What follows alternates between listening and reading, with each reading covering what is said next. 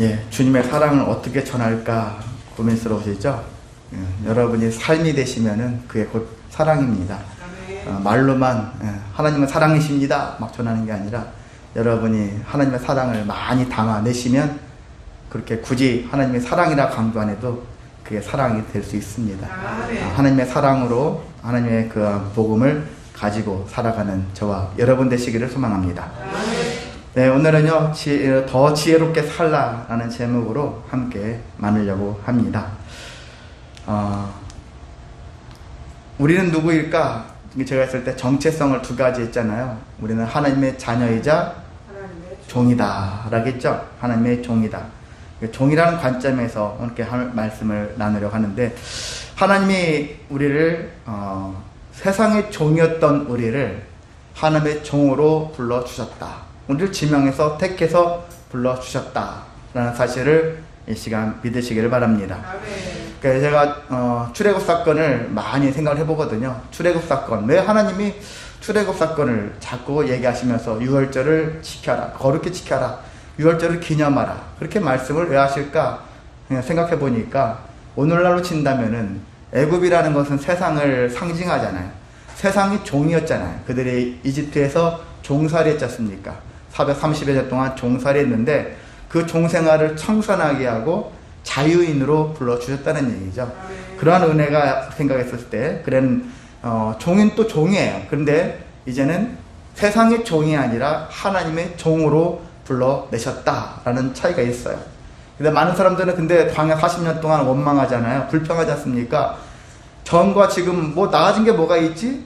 전에도 종이었고 지금도 종이야, 이런 시각을 가지고 살아가는 경우가 있으나 그렇지 않거든요. 전에 세상의 종이었을 때는 나는 내 자신은 착취당하는 종이에요. 착취를 당하는 그런 종이고, 하나님의 종이라는 것은 착취가 아니에요. 왜냐하면 하나님께서는 우리의 주인이시지만은 우리를 위한 그런 주인이시기 때문에 우리를 위해서 자유를 주시기 위한 그러한 종으로 불러주셨다. 그게 큰 차이거든요. 그러니까 여러분이 신앙생활을 하는 것은 진정한 자유를 위한 그런 갈망을 우리가 필요로 합니다. 그 하나님께서 자유를 주셨잖아요. 자유의 길로 나아갈 수 있는 은혜를 주셨기 때문에 우리가 예수를 안 믿을 자유를 얘기하는 게 아닙니다. 그걸 뺀 신앙의 길을 포기하는 것을 얘기하는 것이 아닌, 정말 주님 안에 거하면서 믿음을 통해서 참된 자유가 무엇인지를 우리가 발견해내고 그걸 체험하는 삶, 이것이 진정한 성도의 삶이고요. 하나님이 출애굽한 그 의미처럼 예수님을 보내서 우리가 죄를 사하게 만드시고, 그래서 우리를 진정한 자유의 종으로서 또 자녀로서 불러주셨다는 사실을 기억하셨으면 좋겠습니다. 이걸 해야 되거든요. 이것이 항상 우리 안에 있어야 됩니다. 그러면 내 안에 자존감 이런 것들, 뭐 자격지심, 열등의식 이런 것들이 필요 없고요, 아무것도 아니라는 것들을 알게 되어지고 교만하지 않을 수가 있거든요. 하나님이 은혜로 나를 이렇게 불러주셨구나. 은혜로, 내 노력으로 불러주신 게 아니라, 내 능력으로 불러주신 게 아니라 하나님이 은혜로 내가 그냥 너를 불렀어. 근데 불렀는데 네가 그나마 감사하게 응답을 했네. 그런 관계 속에서 우리는 하나님의 자녀와 종으로서의 삶을 살게 되어지는 것입니다. 그래서 우리는 항상 마음속에 있잖아요. 나는 세상의 종이 아니야. 비록 여러분은 직장생활 하잖아요. 어느 기업에 속한 종이에요. 솔직히 그 표현을 한다면은 그런 모습이지만은, 그래도 여러분의 마음속에는, 그래 나는 비록 몸은 여기에 있으나 내 마음의 진정한 주인은 누구다? 바로 하나님이시다 라는 사실을 가슴 깊이 새겨야 합니다. 그래서 나는 세상의 종이 아니야. 난 세상의 종이 아닙니다. 나는 하나님의 종입니다. 근데 하나님의 종인데 어떤 종이냐? 그냥 끌려가는 종이 아니에요. 하나님께 끌려간다는 것이 아니라 세상에 끌려다니는 종이 아니에요. 자칫 우리가 연약한 마음을 가졌을 때, 저도 어릴 적에 그런 마음이 있었기 때문에 말씀드리지만은, 믿는 사람들이 세상에 나가면 왠지 모르게 위축돼요. 위축되는 게 사실 아닙니까? 믿는 사람이 당당하면은 저 사람 왜 이렇게 교만해? 뭐야? 이런 소리 듣기 뭐하니까 그냥 소극적이고 수동적이고 이런 모습으로 바뀌어지더라고요. 근데 그건 옳지 않는 태도다. 뭐 천성이 그런 부분이나 어쩔 수 없으나 내가 예수 믿었다라는 이유로 소극적일 필요가 없다라는 얘기예요. 적극적으로 삶을 펼치는 삶이 우리에게 필요합니다. 그렇게 해야 되는 것이에요. 왜냐하면 하나님이 우리에게 그렇게 살라고 말씀을 하셨으니까. 제가 주장하는 게 아니거든요. 하나님이 그렇게 강조하셨고 이렇게 살아라 라고 말씀을 하셨으니까. 그래서 우리는 세상을 이끌어가는 종, 하나님의 종. 근데 종이라 했을 때 종하니까 매번 제일 밑바닥 아랫사람 그렇게 생각하겠으나 그렇지 않아요. 오늘 여기 16장의 제목을 보시면 옳지 않은 청지기라고 나오잖아요. 옳지 않은 빼버리고 청지기. 청지기가 뭡니까? 어떻게 보면 종들 중에서 최고의 종이에요. 종들 중에서. 그러니까 많은 사람들 중에서도 특히 관리자 중에서 최고의 매니저. 그 어떠한 매장을 내가 담당했어. 그 매장의 최고 매니저의 역할을 삶을 살아내라는 의미로 우리는 접근해야 하는 것입니다. 그래, 나는 하나님의 종이니까 내가 하나님의 종으로서 나는 이 세상을 이끌어 갈 거야. 우리 가정을 이끌어 갈 거야. 뭘로요? 믿음으로. 내가 속한 공동체, 그래, 믿음으로 나는 이끌어가는 하나님의 종으로서의 사명 감당해 낼 거야. 이와 같은 결심이 우리 믿음 속에서 발현되어야 하는 것입니다. 그런 마음이 있어야지만이 우리가 삶에서 정말 한 사람이 10사람, 100사람 이상의 몫을 충분히 해낼 수가 있습니다. 그래서 기독교회는 소극적인 사람이 아니에요. 수동적인 사람이 아닙니다. 저는 솔직히 청소년 전에는 소극적인 사람이었어요. 수동적인 사람이었어요. 학교 다닐 때도 믿는 교회 다닌다라는 표현을 안 했어요. 못한 건지 안 한 건지는 모르겠으나. 그리고 훗날 동창들이 제가 목사 됐을 때 조금은 너 교회 다녔었니? 이렇게 얘기하잖아요. 그래도 제가 학교 다닐 때 나쁜 짓은 하진 않았으니까 착실하게 그래서 사는 편이었으니까 그래도 목사가 될 만도 했다 뭐 이렇게 얘기도 하는 얘기도 있지만은 근데 표현상으로 교회 다니는 성도의 삶의 모습을 보여주지는 못했던 것 같아요.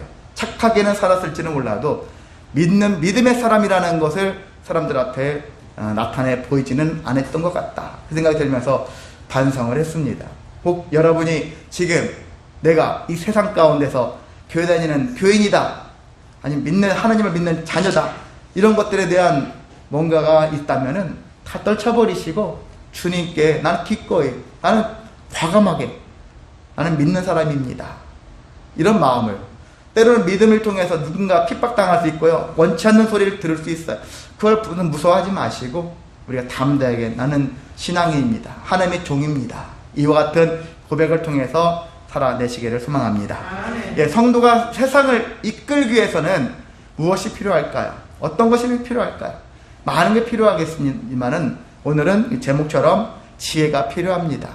지혜가 있어야 돼요. 성도는 지혜가 있어야지 세상을 이끌어갈 수 있는 거예요.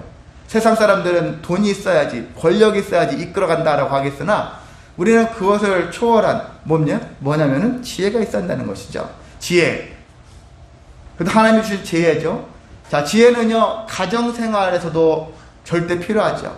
가정생활이 화평하려면 지혜가 있어야 돼요. 지혜롭게 처신을 해야 됩니다. 말과 행동이 지혜가 있어야 되는 거예요. 직장과 또한 사업장에도, 학교나 여러 가지 우리가 속한 공동체도 필요한 것이 지혜예요. 그나마 그 공동체가 유지됐을 때는 그나마 거기에 지혜 있는 사람이 있기 때문에 그렇습니다. 지혜가 없어 봐요, 중구난방이에요. 흔히 세상 말로 개판 몇 분 전이라 하잖아요. 그런 것 같은 모습이 세상 속에 많아요. 지혜가 있어야 됩니다. 교회 생활도 지혜가 있어야 되는 거예요. 그냥 믿음만 있으면 된다? 믿음이 곧 지혜라고도 볼 수 있겠으나 제대로 된 지혜를 가지고 믿음 생활을 해야 하는 것입니다. 그래서 믿음이라는 것들 바탕에도 중요한 것은 지혜가 깔려있는, 지혜를 바탕으로 하는 믿음을 우리가 가져야 하는 것입니다. 자, 지혜가 없으면은 다툼과 또한 우리의 미래가 암담하고 그냥 깜깜할 뿐입니다. 근데 지혜가 있으면 우리는 능히 화평을 누릴 수 있고요, 그리고 함께 미래에 대한 소망을 그려나갈 수가 있습니다. 지혜로운 자의 삶을 살아가시기를 소망합니다. 그럼 지혜는 어떻게 해서 얻을까? 흔히 창의성은 우리가 그냥 열심히 뭐 하면은 된다 그렇게 하잖아요. 근데 타고난 면이 크다. 근데 지혜도 타고난 면이 커요. 그래서 창의성도 마찬가지로 나는 창의성이 없어 이렇게 얘기하는 사람도 있는데 그렇지 않아요. 하나님은 지금 다른 타고난 사람은 특별히 있겠으나 타고나지 못한 것 같을지라도 그 사람이 그 창의에 대한 부분들을요, 계속 추구하고 꿈꾸고 어떻게 해야지 창의적으로 할 것인가에 대한 이런 것들을 떠나지 않으면 돼요. 마음이 계속 그 마음을 품고 있고 그것을 관련된 것들을 보고 느끼고 깨닫는 삶을 아주 단연간, 수년간, 세상적으로는 뭐 1만 시간의 법칙이라고 하지 않았습니까?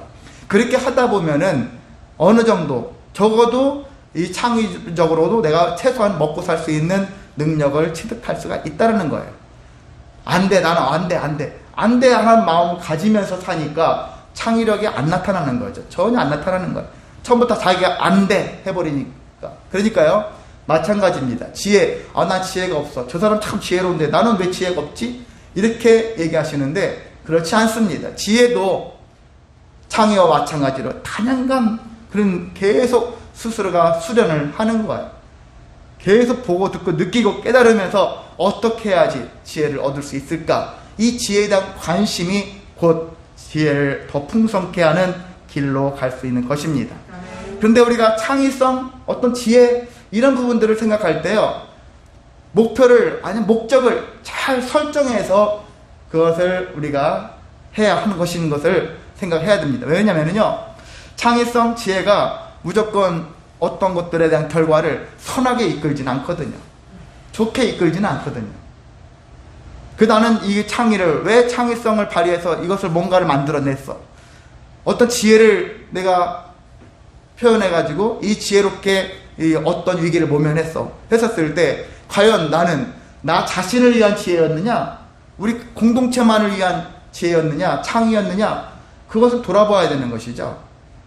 진정한 사람들한테 박수 받으려면은요, 하나님께 인정받으려면은 이 우리의 창의적인 거나 우리의 지혜는 모두를 위한 것이 되어야 하는 것이에요. 제가 늘 강조하는 지혜, 상생의 지혜다. 상생의 창의다. 내가 뭘 만들려고 할지라도 상생하기 위해서. 옛날 노벨이 다이너마이트를 만들었지 않습니까? 원래 만들 목적은 전쟁용으로 쓰라고 한 게 아니잖아요. 전쟁용이 아니라 정말 채석장에 필요한 거예요. 그러한 삶의 어떤 일부분이 되려고. 근데 우려한 것이 현실되어져 가지고 전쟁용으로 많이 쓰여져 가지고 얼마나 많은 사람들을 죽였습니까? 근데 그러한 위험성이 항상 내포되어 있거든요.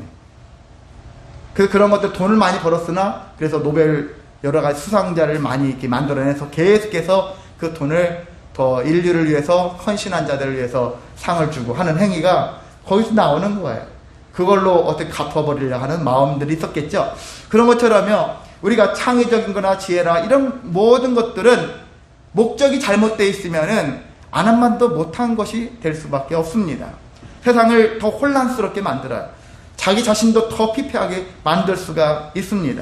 그래서 우리가 이러한 상생의 지혜를 가져야 되는데, 자, 어떤 지혜를 추구하느냐? 상생의 지혜예요. 근데 이 얘기를 먼저 하겠습니다. 이 사회는 필연적으로 무슨 관계에 있냐면은 공생 관계에 있다라는 사실입니다. 공생이죠. 공생이라는 말은 그 말 그대로 같이 살아가는 것을 공생이라고 합니다. 근데 공생 안에 두 가지가 포함되어 있어요. 그 중에 하나가 기생이에요. 뭐 기생충 같은 놈 하잖아요. 몇 년 전에도 기생충 그걸로 영화 상도 받았지 않습니까? 패러사이트 했잖지 않습니까? 그런 것처럼요, 기생이라는 것으로 얘기하고 있는데, 기생이라는 것은 기대어 살아가는 것을 얘기하고 있어요. 기대어 살아가는 것, 기생이에요. 근데 또 한 가지가 지금 방금 말씀드렸던 상생이라는 거예요.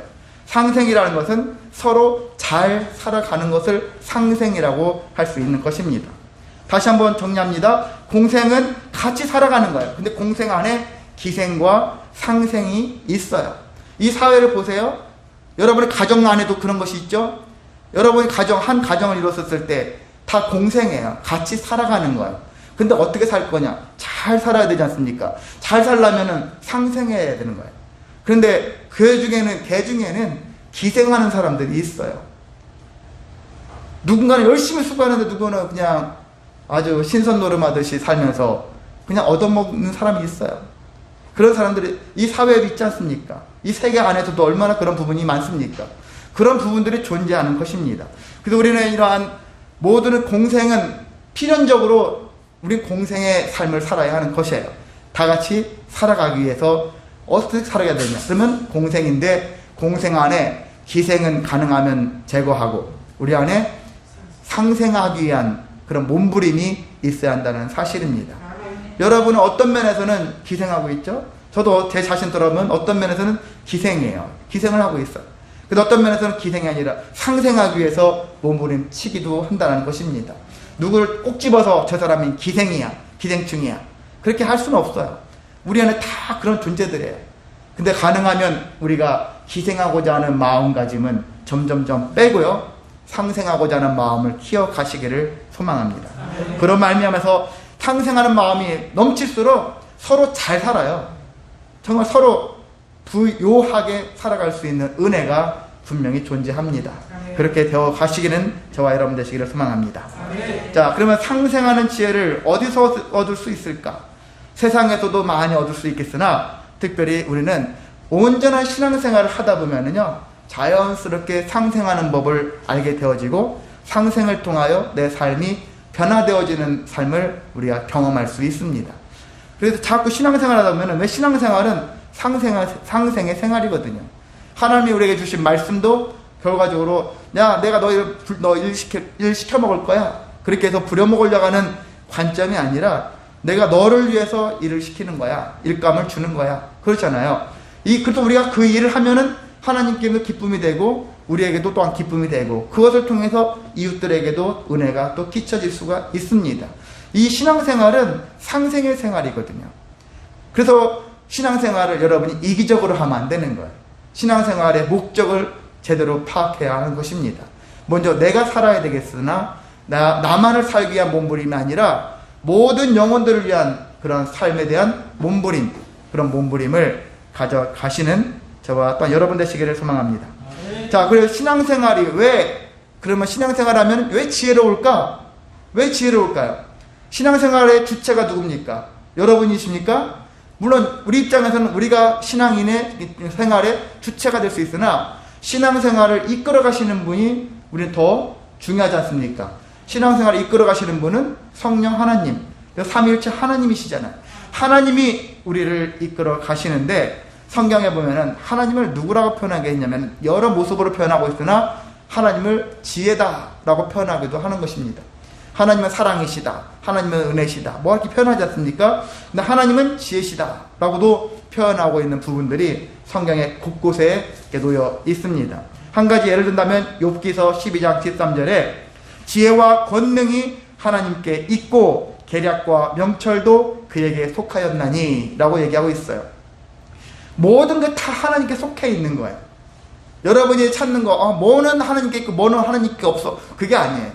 때로는 전쟁도 하나님께 속해 있다고 하잖아요. 전쟁도. 악마, 마귀 하잖아요. 마귀는 하나님 것이 아니다. 아니에요. 하나님 입장에서 봤을 때는 마귀도 하나님의 것이에요. 다 하나님의 것이에요. 이 모든 다 피조물들은 하나님의 것이다. 지 스스로가 나는 하나님 것이 아닌데요, 스스로가 말할 뿐이거든요. 근데 하나님 입장에서는 우리 모두가 다 하나님의 것이다 라고 볼 수 있는 것이고요. 그렇기 때문에 모든 걸 가지고 계신 분과 함께하고 있으면 우리도 그분의 것을 누릴 수가 있는 거예요. 그분의 인성을 닮을 수가 있는 거예요. 그분의 신성을 닮아갈 수 있어요.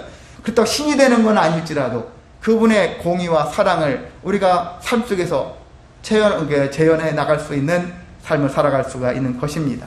그러므로 우리가 하나님과 함께하게 되어지면은, 함께하는 신앙생활을 하게 되어지면은 이러한 지혜를 얻게 되어지고 그 지혜도 특히 상생의 지혜를 얻을 수가 있다라는 사실을 다시 한번 기억하는 저와 여러분 되시기를 소망합니다. 자, 우리가 예수님을 봐도 마찬가지입니다. 예수님의 공생의 기간의 사역을 보세요. 예수님은 병든 자들을 만날 때, 귀신 들린 자 만날 때, 가난한 자들을 만날 때, 또한 진리에 대한 갈급함을 가지고 있는 자들을 대할 때 예수님이 하신 말씀들을 보세요. 얼마나 지혜로운 말씀을 하십니까? 때로는 예수님께 나와서 예수님을 시험하려고 온 대적자들의 그 시험, 이런 것들도 보세요. 어떻게 예수님이 접근하시는가? 사역 초기에 예수님이 40일 동안 금식하신 다음에 시험받은 사건도 기억하시기 바랍니다. 사탄이 어떻게 역사하는지, 그래도 모든 시험들을 하나님 말씀으로 지혜롭게 헤쳐나가잖아요. 예수님이 하신 말씀은 스스로가 갑자기 어떤 떠오르는 말씀이 아니에요. 이미 그 전에 하신 말씀이에요. 새로운 말씀이라기보다는 예수님의 말씀은 구약에 있는 말씀들이에요. 그 약속에 있는 말씀을 가지고 와서 그 말씀을 새롭게 재해석을 하는 거죠.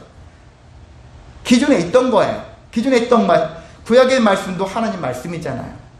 우리는 신약 위주로 하나님 말씀을 지금 하고 있으나, 그런데 이 모든 것들은 구약에 있는, 구약의 하나님, 옛날 약속이니까 폐기 처분하는 게 아니라 옛날 약속을 다시 되새겨보는 거예요.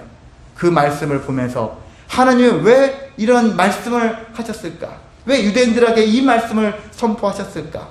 그것을 오늘날 우리에게 다시 한번 예수님이 그것을 재해석해서, 그동안 많은 사람들이 그냥 습관적으로 해왔거든요. 신앙생활이라고 아니라 종교생활을 했거든요. 습관적으로. 그거에 대해서 예수님이 철퇴를 내리신 거죠. 그 율법을 내가 폐하러 왔다, 그렇게 하잖아요.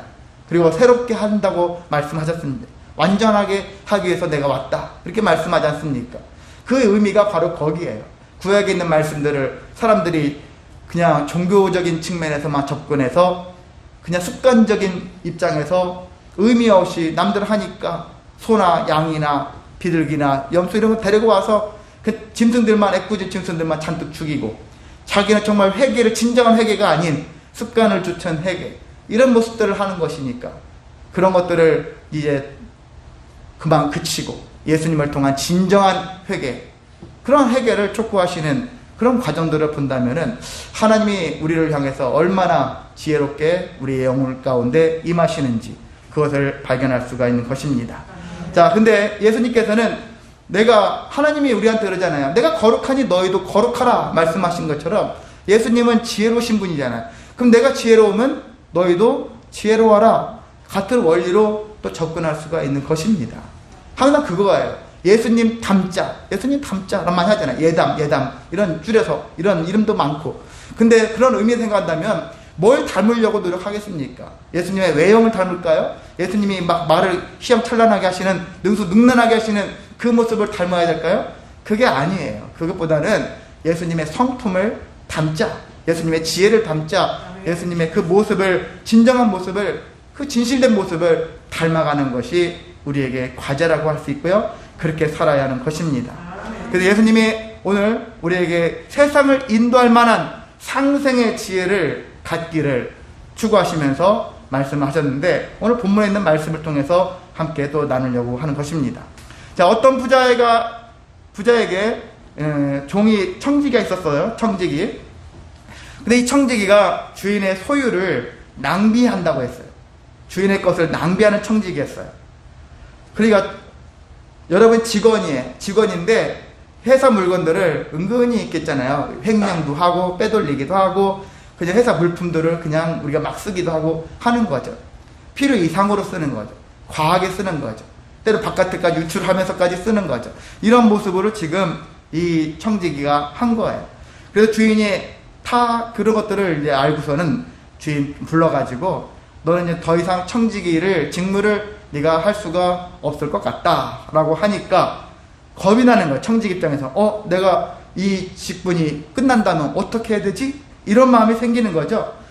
내가 이제 늙어서 땅을 팔 힘도 없고 그렇다고 남에게 한 푼만 줍시오 하면서 거지 생활처럼 빌어먹을 수도 없고 여러 가지 막 고민하다 보니까 생각한 게, 그래, 이 주인에게 많은 사람들이 뭐가 꾼 게 있었지. 그러면 이 증서를 고쳐가지고 내가 막 열심히 해줘가지고 나중에 이 사람들이 내가 막 혹시나 일이 직분에서 잘리게 되어지면은 이 사람들이 나를 또 먹여 살릴 수 있지 않겠나 하는 그런 마음을 가지고서 증서를 고쳐 쓰게 한 것입니다. 그렇게 그런 행위를 했는데 주인이 그것도 알죠. 주인이 모를 것 같다 하지만 주인은 압니다. 흔히 우리가 가게에 있었을 때 아무것도 모르는 주인도 있어요. 사실 관심 별로 없는 사람이 있어요. 근데 만약에 주방장도 해보고 뭐 다 해본 경험 있는 사람이 주인인데 나중에 주방장을 누가 불러왔으면 주방장이 어떤 짓을 할 것인지 느낌이 오거든요. 조금만 느끼면 봐도 금방 알아챌 수가 있어요. 그래서 주인의 눈은 참 CC카메라처럼 엄청나게 많은 CC카메라가 사방에 달려있는 사람처럼 살아가는 것 같습니다. 이제 그런 건데요. 그래서 주인이 이것을 보고서 그래서 그를 또 책망할 줄 알았거든요. 네가 또 이런 짓을 또 했니? 이렇게 얘기할 수 있잖아요. 주인의 것을 또 네가 허비한 것처럼 소비하게 만든, 그럼 또 주범이잖아요. 그렇게 되어졌을 때 혼날 만한 행위를 한 것 같은데 웬일인지 주인이 이 종을, 이 청지기를 칭찬하는 거예요. 전체적으로 잘했다라는 게 아니에요. 잘한 건 아닌데 그래도 어떤 면을 칭찬했느냐면은 저 불의한 자가 자기 앞가림을, 자기 앞에 살 미래를 위해서 준비하는, 열심히 분주히 준비하는 그 모습에 대해서는 칭찬을 했더라 하는 이야기를 예수님이 하시는 거예요. 그러면서 우리들의 성도들한테, 이제 제자들한테 하시는 말씀이, 너희들은 말이지 세상의 사람들도 저렇게까지 뭔가 자기 살기 위해서, 미래를 위해서 뭔가 열심히 분주히 사는데 너희들은 무엇하고 사느니? 그렇게 얘기하는 거야. 저들보다 네가 더이들 나아진 모습으로 살아야 되는데 뒤처져 있는 모습을 예수님이 한탄하시는 거거든요. 그들보다 더 나은 인생 살아야 되지 않겠니? 이런 모습으로 예수님 말씀하시는 겁니다. 그래서 예수님이 성도들이 그들보다 더 지혜롭게 살아가는 방법에 대해서 한 두 가지 측면에서 말씀을 하고 있어요. 그 첫 번째가 뭐냐면은 불의한 재물로 친구를 사라, 이렇게 말씀하고 있어요. 불의한 재물로 친구를 사라. 제가 설교 몇 번 해봤기 때문에 여러분이 기억하실지 모르겠으나 불의한 재물 하니까 불법으로 얻은 재물이라 생각할 수 있을지도 몰라요. 부당하게 뭐 속여가지고 사기쳐가지고 하는 그런 재물을 얘기하는 게 아니에요. 여기 불의한 재물을 그냥 세상 재물로 여러분이 해석을 하면 됩니다. 흔히 세상에 그냥 우리가, 여러분 직장에서 돈 벌고 있잖아요. 직장 일을 하면서 그 돈을 얘기하는 거예요. 세상에서 지금 얻은 이 재물을 불의한 재물이다, 이런 관점에서 여러분 접근하면 되는 것입니다. 그래서 이 세상 재물, 이 세상 재물로 무엇을 하고 살을까 했었을 때 흔히 세상 사람들은 열심히 세상 재물을 모으려고 하잖아요. 이 재물을 모아가지고 그걸 자기들은 자기 자신이나 내 가족이나 내가 속한 공동체를 위해서 쓴다라는 거예요. 그렇게 쓰기 위해서 돈을 모은다는 사실입니다. 그런데 예수님은 뭐라 하냐면은 불의한 재물로, 그래 불의한 재물을 모으는 거 중요하고 불의한 재물을 모아라, 모으는데 너희는 친구를 사라, 그렇게 얘기하고 있어요. 친구라는 얘기는 다른 의미를 어떻게 볼 수 있냐면요, 그냥 우리가 가난한 사람들을 얘기하고 있어요. 가난한 사람들, 나보다 못한 사람들을, 그 사람들을 돈으로 사라, 그런 얘기예요. 친구를 삼아라, 그런 얘기를 하고 있어요. 이제 구제하라는 얘기죠. 너희의 돈의 쓰임이, 돈을 왜 버냐? 저랑 우리 가족이 먹고 살기 위해서요. 이런 관점을 우리가 초월하지 않은 거예요. 어차피 돈은 버는 것 같은데 돈을 버는 목적을 우리가 다시 한번 되새겨서, 왜 당신은 돈 벌려고 합니까? 가족을 위해서 벌 수밖에 없어요. 이런 관점을 여러분이 뛰어넘자는 거예요. 이렇게 가족을 위해서라는 얘기는 세상 사람들이 하는 말이에요. 저와 여러분은 성도잖아요. 세상을 이끌어가야 될 하나님의 종이지 않습니까? 그런 종은 이런 수준을 뛰어넘는 말을 할 줄 알아야 된다는 것이거든요. 저는 이거 돈을 왜 버냐면요, 모든 영혼들을 위해서, 하나님이 원하시는 일들을 하기 위해서 제가 이 돈을 법니다. 돈을 쓰려고 합니다. 이런 자세를 우리가 가져야 한다는 것이거든요. 근데 이것이 없다면은 세상 사람이나 교인이나 별다를 거 없는 거예요. 생각이 똑같아요. 그럼 별다른 표시가 안 나잖아요. 여러분이 정말 저 사람은 믿는 자로서, 저 사람은 내가 확실히 정말 저 사람 믿는 걸 내가 인정해, 이런 소리를 들어야 되지 않겠습니까? 교회를 다니는 거나 안 다니는 건 똑같아, 이런 소리 들으면 그건 얼마나 우리가 망신당하는 거에 지나지 않는 거예요.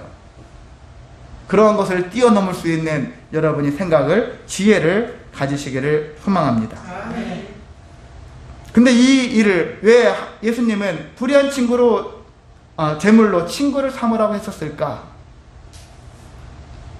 나에게 재산 많지도 않은 재산을 나를 위해 써야지. 내 나중에 늙어서 일을 못하면은 이 돈 어떻게 해야 되는데, 이런 염려를 가지고 살잖아요. 근데 그런 염려를 하지 말라는 거예요. 왜 그러냐면은 9절에 있는 그 9절 말씀의 후반전을 보세요. 중간부터. 그리하면부터 같이 읽겠습니다. 그리하면 그 재물이 없어질 때 그들이 너희를 영주할 처소로 영접하리라.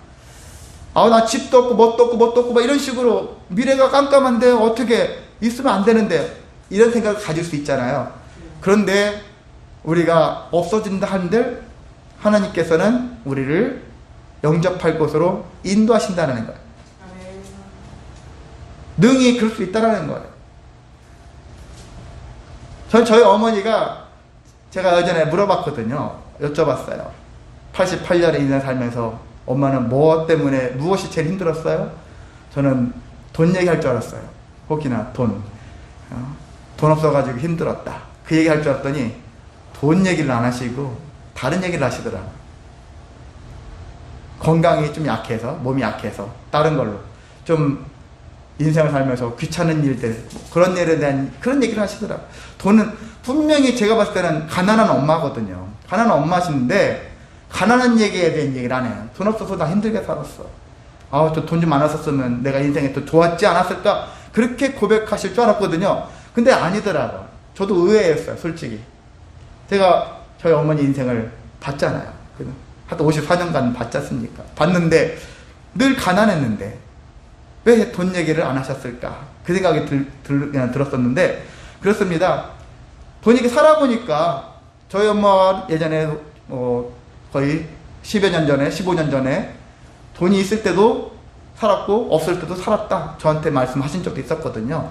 그런 것 같이 우리가 돈 없으면 당장 망하는 것 같은 그런 인상을 받아요.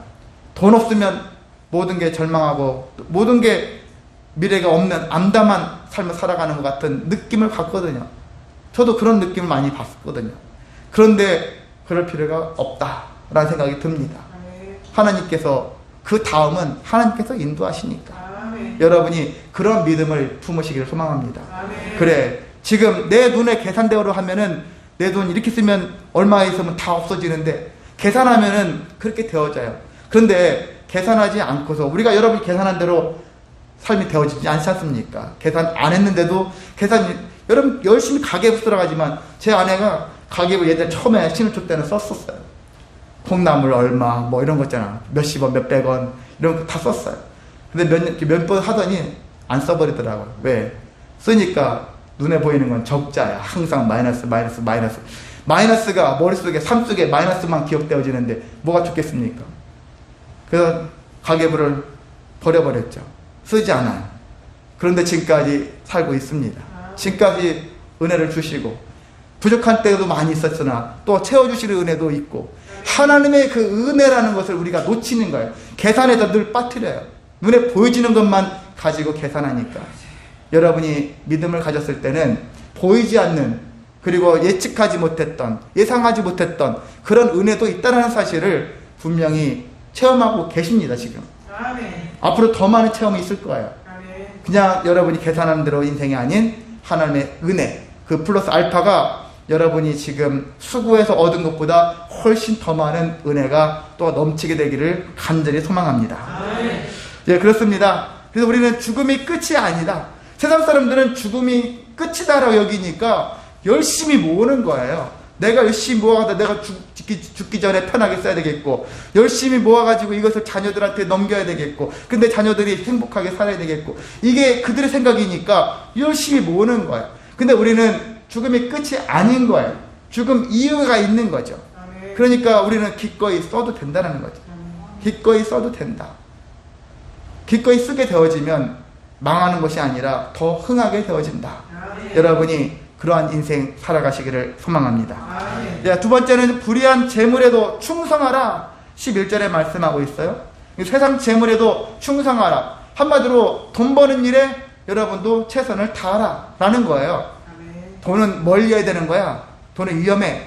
이런 생각도 있겠으나 기본적인 것은 돈 벌 수 있으면 돈을 벌 수 있으면 벌으라는 얘기예요. 돈을 벌 수 있으면 최선을 다해서 벌으라. 주님이 말씀하십니다. 지극히 작은 것에 충성된 자는 큰 것에도 충성되고 지극히 작은 것에 불의한 자는 큰 것에도 불의하다라고 말씀하고 있고요. 12절에도 그런 말씀이 또 있죠. 너희가 만약 남의 것에 충성하지 아니하면 누가 너희의 것을 너희에게 주겠느냐라는 말씀을 하고 있는데 이 말씀을 정리한다면은 작은 것, 불의한 재물, 남의 것, 너희 것 이런 것들은 흔히 세상에서 말하는 재물이에요. 우리가 알고 있는 우리 많이 추구하는 재물이에요. 이 재물을 얘기하고 있고요. 또 큰 것, 참된 것, 하늘의 보화 뭐 이런 것들은 결과적으로 하나님의 것으로서 하나님의 은혜의 선물이다라고 볼 수 있는 것입니다. 그래서 이런 것들을 구원을 비롯한 이런 것들을 얘기할 수 있는 것이니까요.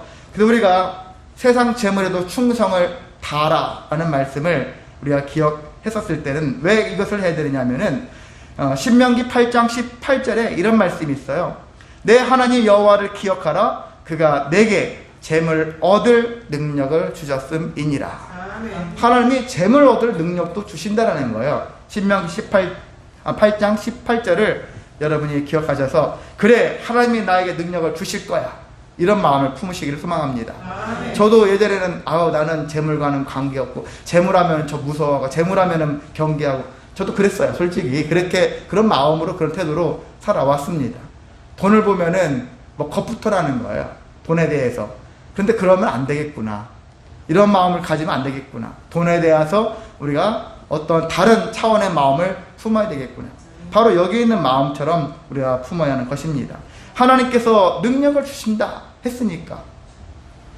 그래서 세상에 있는 지혜를 배워서라도 재물 얻는 능력을 가져라. 제가 최근에 가끔 이제 뭐 동영상 같은 것들 볼 때 어떤 걸 보냐면은 어떻게 하면은 이런 교회가 부흥할 수 있도록 어떻게 해야 될 것인가 그런 것들을 삶의 원리가 있잖아요. 요즘에 개 대통령 아니면 상담하면 누가 딱 떠오르는 사람도 있잖아요. 근데 그런 얘기들 딱 들어보면은 그들이 그 분야에 막 통달한 것 같은 느낌이 주지 않습니까? 이제 그런 생각이 들었을 때 그러면 그것을 어떻게 해야지 세상 가운데서 많이 홍보되어져서 알려질까 이런 것들을 고민하면서 그래 나도 내가 어떻게 목회를 해야 될 것인가 교회 안에서뿐만이 아니라 교회 바깥으로까지도 어떻게 이게 뻗어 나가야 될 것인가 이런 고민들을 하는데 제가 어떤 다른 성공한 뭐 교회 이런 것들이 아니라 세상에 있는 것까지 다 보거든요. 세상 사람들 어떤 사람들이 어떻게 성공했는가 성공담들도 막 보거든요. 어떤 식으로 마케팅을 했는지 어떤 식으로 해왔는지 이런 것들을 보면서 그러면 그것을 생각했을 때 우리가 이것을 어떤 식으로 접근해서 이걸 더 성경적이면서 효과적으로 할 수 있을까 그걸 고민하고 있거든요.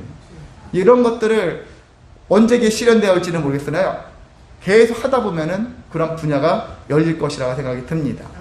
처음에 이제 발을 띈 것이니까 그 발을 한 걸음 하다 보면은 또 그러한 은혜를 하나님께서 주셔서 풍성케 하시는 하나님의 은혜, 얻을 능력, 재물이든 어떤 능력이든 권세든 모든 것들을 얻을 수 있는 능력 누가 주신다고요? 하나님이 주신다. 여러분이 소망하는 대로 재물을 얻고 싶습니다. 저 권력을 얻고 싶습니다. 어떤 능력을 얻고 싶습니다. 사랑을 얻고 싶습니다. 뭐 어떤 충성을 얻고 싶습니다. 하나님께 구하시길 바랍니다. 하나님이 분명히 주신다고 했으니까 그 능력을 갖고 계신 분이 여러분에게 나눠주시지 않겠습니까? 하나님 못하러 혼자 다 갖고 계시겠을까요? 우리한테 주십니다. 그런 능력을, 자격을 주시고 은혜를 주십니다. 그런 능력을 취하시는 삶이 되시기를 소망합니다. 그래서 우리가 이렇게 재물 얻을 능력도 주신다라고 하셨을 때는 우리가 재물을 위해서 힘쓰는 것이 있잖아요. 결코 부정적이고 나쁜 불의한 일이 아니라는 거예요. 그러면 재물 얻을 능력을 주시지 말아야 되잖아요. 역설적으로. 재물 얻을 능력을 주셨다라는 얘기는 너희가 재물 얻기 위해서 힘쓰는 거 그것도 나쁜 건 아니야. 그것도 필요할 때는 해야 돼. 이것을 우리에게 말씀하시는 거예요. 그 교회에는 안 그러면 가난한 사람들만 와야 되잖아요. 돈 못 버는 사람들만, 돈에 관심 없는 사람들만 와야 되지 않습니까? 그렇게 한다면. 근데 그게 아니라 교회에는 여러 부류의 사람들이 와야 되는 것이죠. 돈 많이 버는 사람도 교회에 와야 되는 것이죠. 그런 와야 되는 것이니까 이게 모든 것들이 하나님께서 베풀어 주신 거니까 우리는 그것을 사모하고 취하면 됩니다. 자, 그런 마음인데 근데 조심할 일이 있어요. 왜 근데 많은 목회자도 그렇고 때는 말씀 속에서도 돈에 대해서 오늘도 여기 예수님이 제일 마지막에 하신 말씀이 13절에 뭐라고 하셨습니까? 제일 아래쪽에 너희는 하나님과 재물을 겸하여 섬길 수 없느니라. 이 말씀만 보면은 재물을 벌면 안 돼. 재물을 얻기 위해서 노력하면 안 돼. 이런 생각을 가질 수 있잖아요. 부정적인 시각이 들어올 수 있어요. 근데 그렇게 생각하면 안 되는 것이 재물에 대한 속성을 파악하라는 거예요. 재물을 얻되 얻기 위해서 힘쓰되 재물이 무엇인가에 대한 부분들을, 돈이 무엇인가에 대한 돈이 주는 유익과 돈이 주는 무익에 대한 부분들, 돈이 주는 해악에 대해서 여러분이 파악을 하고 있으라는 거예요. 그랬을 때 내가 재물을 얻어도 가능할 것인가? 나한테 갑자기 재물이 딱 생겼을 때 내가 교만해지거나 내가 패망의 길로 가지 않을까? 우리 자신을 돌아봐야 되는 것이죠. 그런 모습을 통해서, 그래, 나한테 갑자기 하늘에서 마치 로또처럼 뚝 떨어지는 어떤 재물이 온다 할지라도 나는 흔들림 없이 하나님을 향하여 믿음의 길로 나아갈 거야. 이런 결단이 있어야 한다는 것이거든요. 이런 자세가 없다면은, 내 돈만 있으면 신앙이고 뭐 나발이고 다 포기하고 저기 저 깊은 어디 경치 좋은 데서 집 하나 딱 져놓고서 평안하게 뭐 세계 여행하면서 이렇게 살 거야. 이런 자세가 과연 합당하냐 이거죠. 그런 자세가 옳지 않습니다. 그래서 하나님께서는 우리에게, 그래서 예수님이 우리에게 하신 말씀은 너희들이 재물 얻을 능력을 주신 하나님인데 그 재물 충성해라. 재물 얻기 위해서 충성하라. 대신 너희들이 그 재물을 대할 때 어떤 자세를 가져야 되느냐면은 제일 중요한 건데 재물을 우상으로 섬기지 않도록 해라 하는 거예요. 재물이 나의 신이 되지 않도록 해야 하는 것이거든요. 재물을 섬기는 거예요. 재물이 최고입니다. 돈이 최고입니다. 이런 모습으로 신앙생활하지 말라는 거거든요. 돈만 있으면 됩니다. 하나님보다 돈을 앞세우지 말아라 라는 것이거든요. 하나님께서 재물 얻는 능력을 주셨으니까 재물보다 하나님이 위에잖아요. 주신 하나님이니까. 그런데 우리가 돈을 받으면서 하나님은 사라지고 돈만 존재하고 돈을 높이는 삶으로 우리 인생을 살아가는 것이 가장 맹점이라는 것입니다. 자, 돈을 우상으로 섬기는 사람들의 특징은 재물을 소비하려고 하는 성향이 있어요. 그래서 16장 1절에 주인의 소유를 낭비하는 사람, 옳지 않은 청지기가 왜 옳지 않은 청지기냐? 주인의 소유를 낭비하기 때문에. 우리 인생이 그렇게 살면 되지 않지 않습니까? 우리는 이렇게 청지기로서, 선한 청지기로서 불러주셨는데 우리가 재물을 모으다 보니까, 재물이 많아짐으로 인해서, 아무튼 때는 재물이 없음으로 인해서 재물에 대한 목마름이 있고 재물을 더 하나님보다 높이는 삶을 통해서 나의 신앙이 병들어가고 하나님을 더 멀리하게 되어지고 이런 모습으로 갈 수 있다는 것이기 때문에, 그렇게 하게 되면은 진정한 하나님의 것을 소비하는 그런 인생 사는 것입니다. 그래서 이것은, 우리는 재물은 소유의 대상이 아니라 관리의 대상이다, 이런 마음을 여러분이 품으시며 살기를 원합니다. 그래, 돈을 잘 다스려야지. 돈을 보면은 어떻게 하면 더 하나라도 모을까, 이런 마음보다는 돈을 잘 관리해야지. 어떻게 잘 쓸까, 어떻게 해야지 하나님이 기뻐하실 일들에 사용되어질까, 이 마음을 가지고 돈을 잘 관리하는 것이 능력이고 지혜라고 할 수 있습니다. 근데 우리가 현실적으로 많은 사람들은 돈에 속아 넘어가고 있어요. 아니면 스스로 자발적으로 돈을 사모함으로 가지고 자원해서 거기에 유혹에 핍박에 넘어갈 때가 많습니다. 그래서 우리는 이렇게 예수님이 말씀하신 것처럼 이런 삶을 살게 되어지면 하나님과 재물을 겸하여 섬기지 못하는, 그 반대로 얘기해서 재물을 더 섬기는 인생이 되어지는 것이 우리의 모습입니다. 자, 말씀을 정리합니다. 우리는 어떻게 살아야 되냐면은 마태복음 10장 16절에 예수님이 두 동물을 얘기했죠.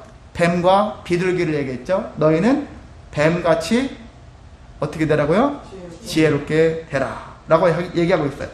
뱀 하면 떠오르는 게 뭐죠? 선악과 사건을 하면 뱀은 세상에서 제일 악한 동물이다, 뭐 이렇게 얘기를 하고 있는데, 이렇게 악의 상징을 얘기하고 있어요.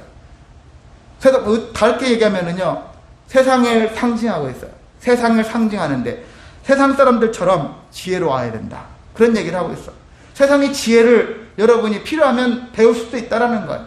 세상의 것들도 여러분이 필요하면 능히 따라서 할 수도 있어요. 대신에 조건이 있어요. 뒤에 조건, 비둘기처럼 순결하라. 비둘기처럼 순결한 자세로 그것을 배워야 한다는 거예요. 아유, 뭐 비둘기 순결, 뭐 거룩 이런 거 필요 없고 그냥 저는 뱀처럼 지혜롭게 돼서 최대한 어떻게 하면 많이 모을까 이것만 하겠습니다. 이러면 여러분이 그 모으는 행위가 헛되고 여러분을 패망하게 만들 수밖에 없습니다. 이것을 넘어가려면 우리는 항상 비둘기처럼 순결한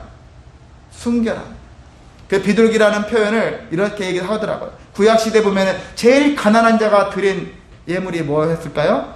우리 뒤에 학생들 제일 가난한 자가 드리는 동물 뭐죠? 한 동물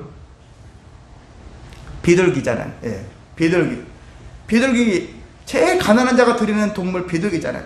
비둘기를 잡을 때는 목을 비틀어야 되고 날개죽지를 잡아 뜯어요. 완전 다 뜯는 게 아니라 일부만 뚝 소리 나게만 뜯는 거예요. 그렇게 해서 번제로 드려지거든요. 거룩함의 그냥 희생의 상징이라고 볼 수 있는데 여러분이 어떻게 거룩할까? 어떻게 순결할까? 하나님께 번제로 드려지는 비둘기와 같은 모습으로 그런 모습으로 살아가면서 이 재물에 대한 부분들을 힘쓰게 되어지고 그걸 관리한다면은 여러분은 능히 이 땅에서 이 세상 사람들보다 더 지혜롭게 삶을 살아내는 그런 성도의 모습일 거라고 믿습니다. 여러분이 앞으로 이러한 재물에 대한 부분들을 우리가 더 마음 깊이 새겨서 그래 열심히 모으자. 그런데 이 모든 것들은 모두 상생을 위한 하나님의 영광을 위한 그런 모습으로 우리 생각을 전환시켜서 살아내신다면 우리 모두가 더 평안한 그리고 능력의 삶을 살아낼 수 있는 삶이 될 거라고 확신합니다. 그런 삶이 되시기를 다시 한번 축복합니다. 다 같이 일어나셔서 찬송가 300